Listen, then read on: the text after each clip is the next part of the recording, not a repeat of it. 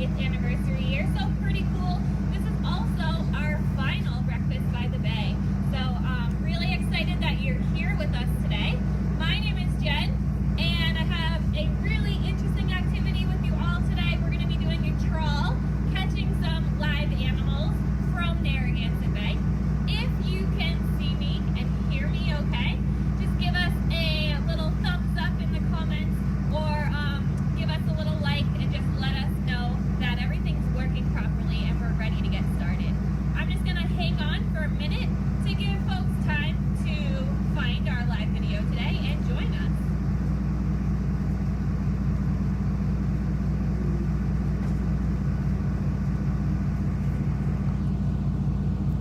All right, well, I'm going to get started. It looks like we're ready to go. Again, my name is Jen. Welcome to our 50th episode of Breakfast by the Bay during our 50th anniversary and our final Breakfast by the Bay video. Thank you so much for joining us today. With us, we also have Megan and Captain Eric driving our vessel. We're going to get started with something super fun today. We're going to be deploying our trawl net and setting this net out into Narragansett Bay. It's going to go along the bottom of the bay floor, and then we'll pull it back in and go through to see what we've caught. So I'm going to get ready to set us up, and here we go. Ready, Eric? I'm ready. All right, so as we are watching them, you guys, we see them throwing out the buoy or our float line. And after that, they're gonna go ahead, throw in that whole trawl net, making sure there's no knots or tangles in it. Once that net is in, it looks like there's not any knots or tangles. That is when Captain Jen and Captain Meg are gonna make sure that there's no knots or lines, and then after that is all set, they're gonna slowly begin to lower it. But it's important that there's no knots or that it's not too twisted. So that way, when it's in the water, it can properly stay open and be able to catch as many animals as possible. All good? Okay. All right. So now we're gonna see them lowering this net. And once it's lowered, we're going to be letting this net drag behind our boat for about 10 minutes or so to be able to catch as many animals as we can, or hopefully catch animals. And while that's happening, we're gonna go into a lot more detail about all the different parts of our trawl nets that we use and give you guys a little up close view of one out of the water.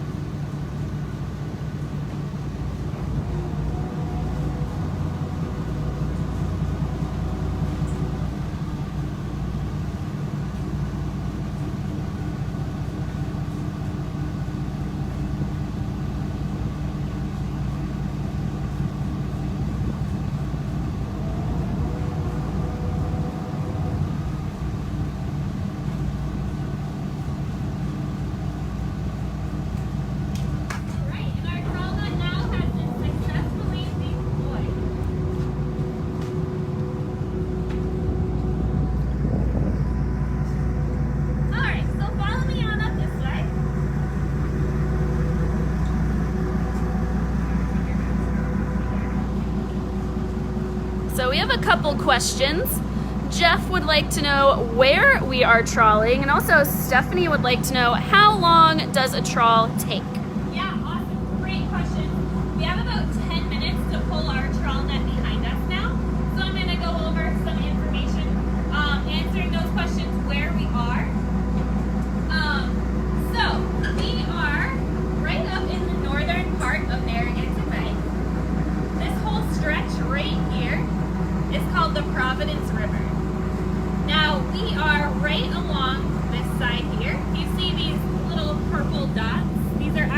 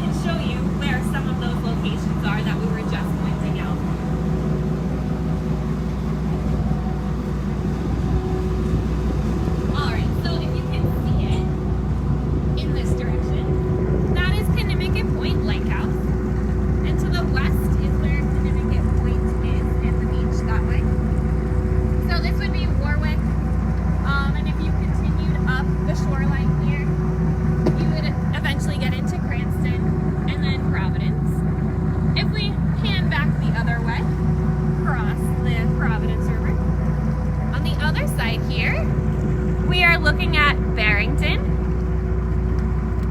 And if we head on further north, you'd eventually come up into East Providence, and then again all the way up to Providence.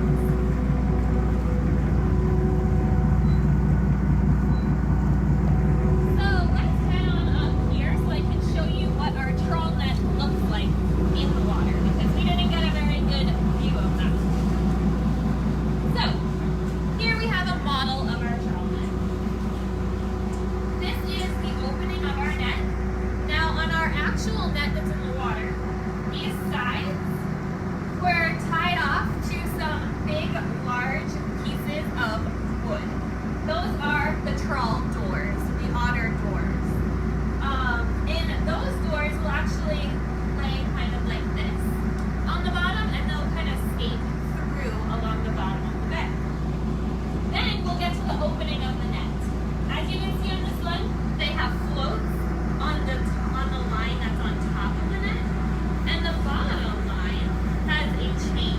So the chain would be the weight that keeps this down along the bottom, and this keeps the net, the floats will help keep it open, so that way our net is open nice and tall and nice and wide, and then whatever we're going over along the bottom will get funneled right down into the net.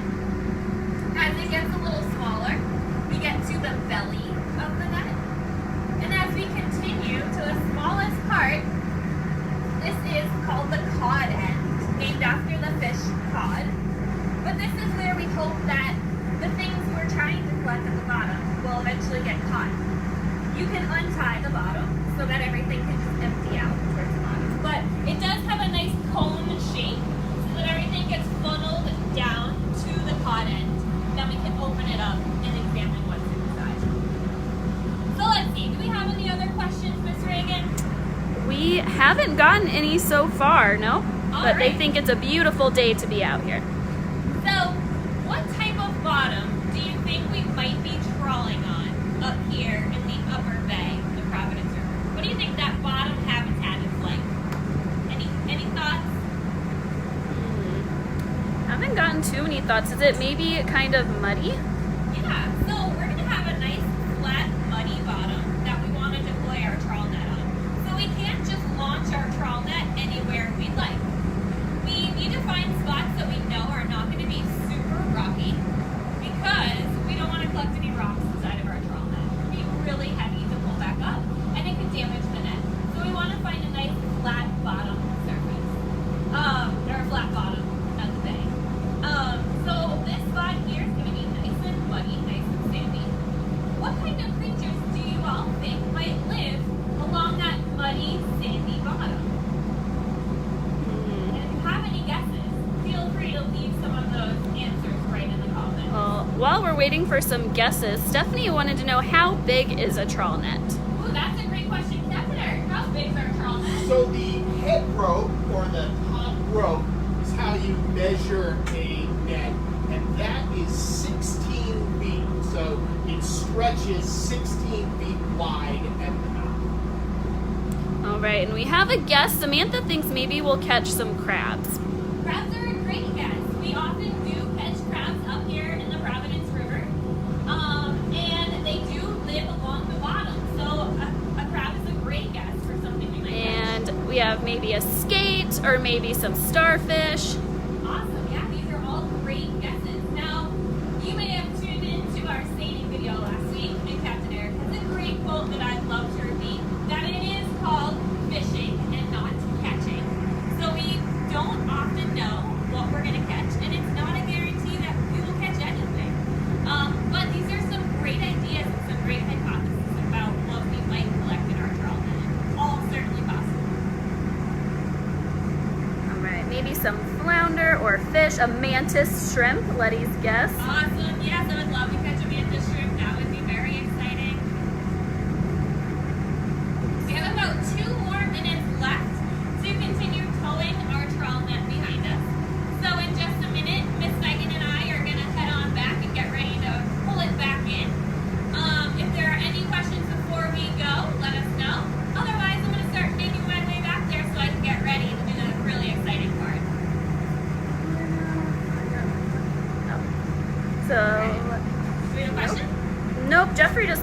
a horseshoe crab. Oh, I hope we get a horseshoe crab.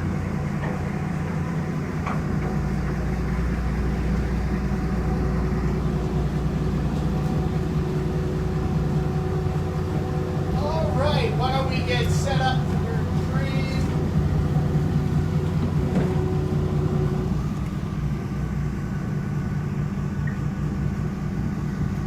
All right, so now that it's been about 10 minutes or so, we are going to watch Captain Meg and Captain Jen pull in this trawl net.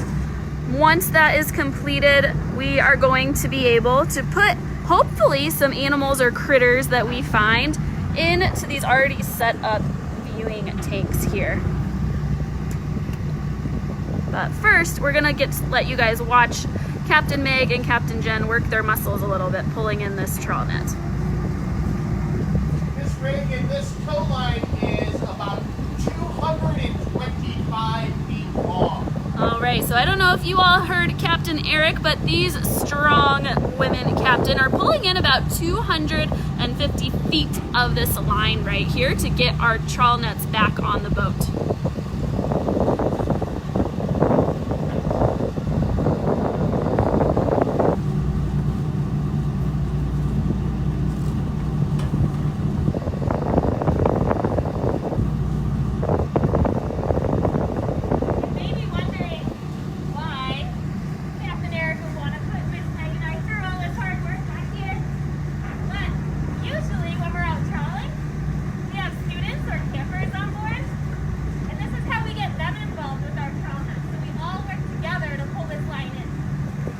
So if you couldn't hear Jen, she was just saying, normally we don't do all of this work by ourselves, but if we ever are able to have children on our boats or out in our camps, we usually have them help us out so we can all work together as one big team to pull in this trawl net.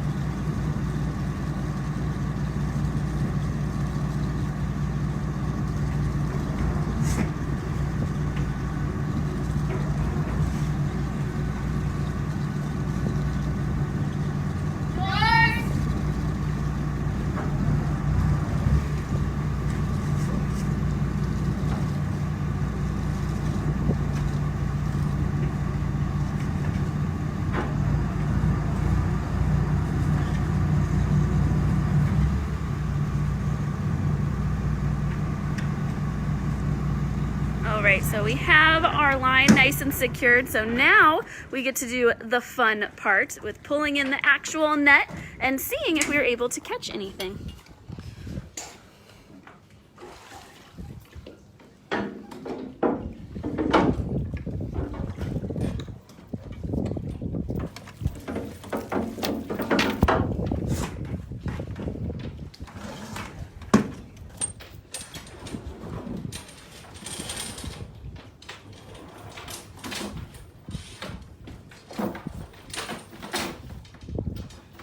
This is the exciting part.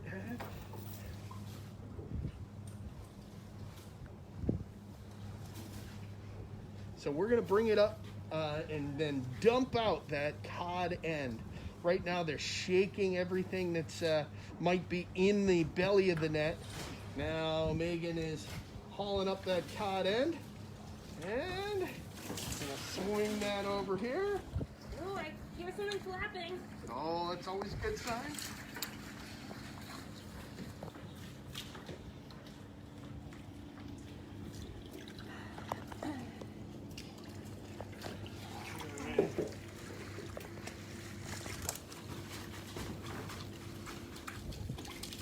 There we go. Okay. All right, so one fish in there. Anything else, Captain Meg? Ooh, we have a squid. Keep over here to make sure nothing's trapped. Tiny little squid. That is cool. I think I see a big squid.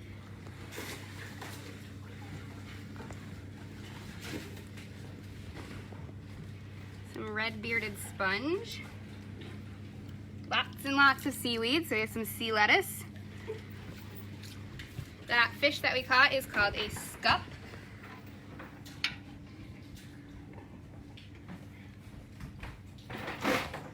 Oh, Miss Reagan, I'm gonna come over here. Oh, wow. So we have quite a large squid.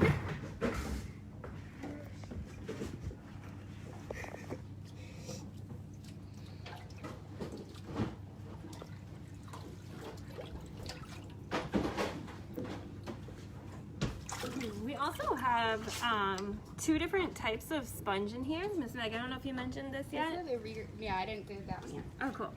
So this is a boring sponge. They can get really massive, pretty large. This is just probably a little piece that broke off. But this is one species of sponge in the bay. And then Miss Megan already mentioned the red-beard sponge. Yeah, and a couple people are noticing that this squid is kind of turning red. Yeah, so squid have the ability to camouflage. Now they have all these spots all along their body. Those are special cells called chromatophores. The chromatophores have the ability to change color, to give off warning signals or to signal that they might be a little scared. So this red color is sort of letting us know that this is their warning coloration, saying they're kind of angry or upset.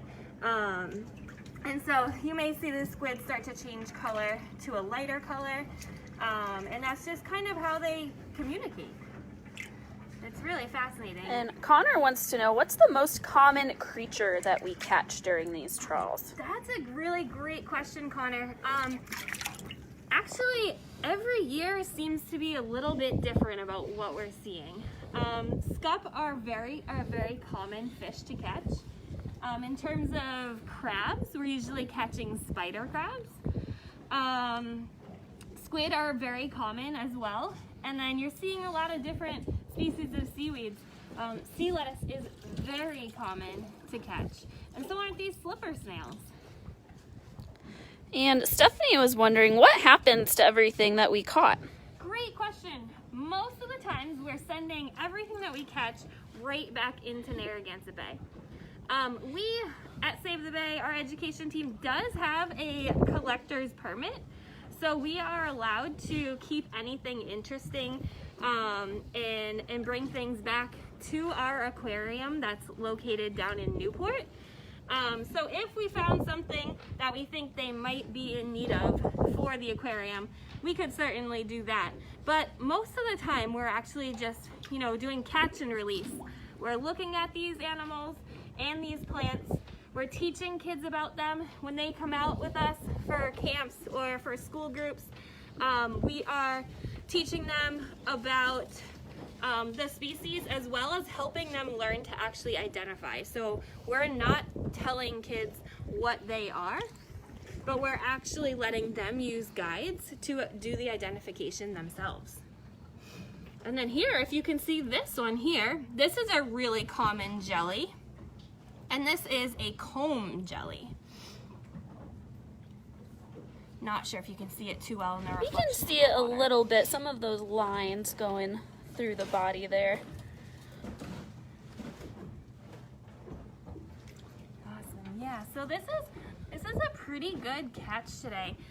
We are seeing lots of different species of some seaweeds in here.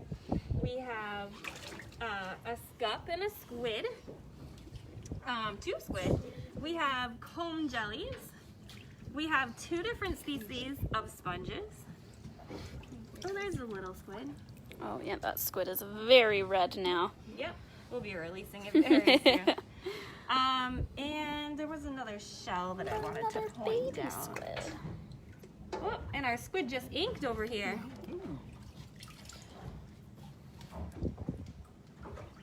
So if anyone happened to catch one of our earlier videos about squid, they have the ability to shoot out this dark ink.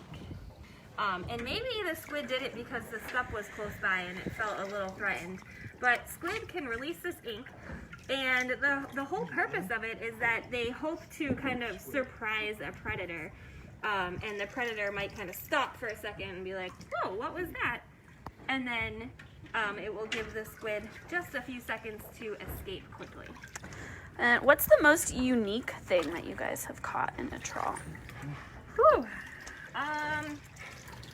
Well, you know, we do catch some pretty odd things, and unfortunately sometimes the things we catch are actually not living animals or plants, and so we have caught some pretty interesting trash from in the bay, like things like giant tires, logs, yep.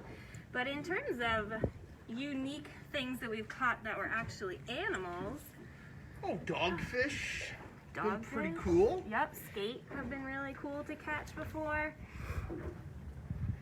And some of my favorites are catching things that are what we call tropical migrants. And so we do get some tropical species that come up here in the bay during the summertime, because as our waters start to warm, those tropical species can actually follow the Gulf Stream right up in here into Narragansett Bay. And those often are the types of species that we would collect and bring to our aquarium, because unfortunately once they're up here in Narragansett Bay, it's going to be very difficult for them to make their way back before winter comes here. We did catch a couple snails that I wanted to show you here. And these are dog whelks. These are very common too. So nothing too unique or new for us here, all really common things that we've found, but all still really interesting. And since we have a variety of different species here, it's a really good sign. It shows us that this part of the Upper Bay is doing okay because it's allowing different species to live here, which means that their food must be available up here for them to eat as well. So this is a good sign to see different things. All right. Well, I hope that you guys have enjoyed watching us conduct our trawl today. Thank you so much for joining us with these Breakfast by the Bays. They've been a lot of fun to do. If you want to go back and look at some of our others, they're all on the Save the Bay YouTube channel, so you can catch up on any that you've missed. This is our final Breakfast by the Bay, so we will be bringing some more interesting programs out over the course of the summer. So if you're not following Save the Bay's Facebook page, I recommend that you do that, because we'll post anything that we're going to be doing on the Facebook page, so you get a chance to join in. Again, thank you all so very much. If you've enjoyed our Breakfast by the Bays and you have the means, please click that donate button, and whatever you do this summer, please get out and enjoy the bay. Thank you all very much.